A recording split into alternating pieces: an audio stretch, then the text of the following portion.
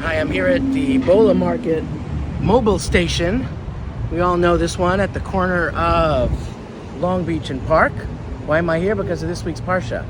At the end of the Parsha, right before the story of Amalek that we're all familiar with, the Torah tells us that we have to be honest with weights and measures, that we shouldn't be cheating people, that when it comes to somebody buying a pound of flour, they should be buying a pound of flour. I shouldn't make it 2 pounds of flour if it's really 1 pound of flour. Put extra weights on the balance.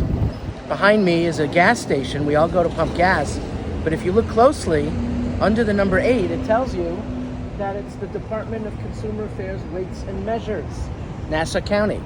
That there is a division in the government, in the local government, that makes sure that when they're saying that you're getting a certain amount of gas for a certain amount of money, that it's dispensing the right amount, that the weights and the measures are accurate.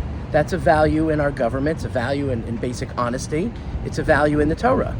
The rabbis ask, why, however, is this mitzvah, which is one of 74 in this week's Parsha, why does it come right before the story of Amalek? The rabbis answer, Rashi quotes the Medrash Tanchuma, that Amalek always comes when we lack faith. We see this in Beshalach when we read about Amalek, that it says that the people said, is Hashem amongst us? Is Hashem amongst us? They doubted. There was doubt. And Amalek came.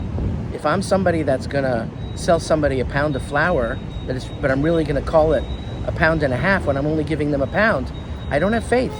I don't have faith in the honesty. I don't have faith that Hashem will provide by Parnasa and not be dishonest.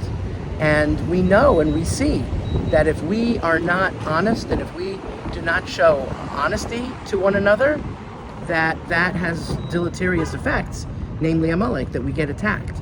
That is when we get attacked. That's what we're told in Beshalach at the beginning when Amalek is mentioned the first time. And the second time we see this juxtaposition. We're at a time, we're in the middle of a war. We see that we're being attacked, and there was a disunity among Am Yisrael. There was a lack of faith that Hashem will sort out what needs to be sorted out.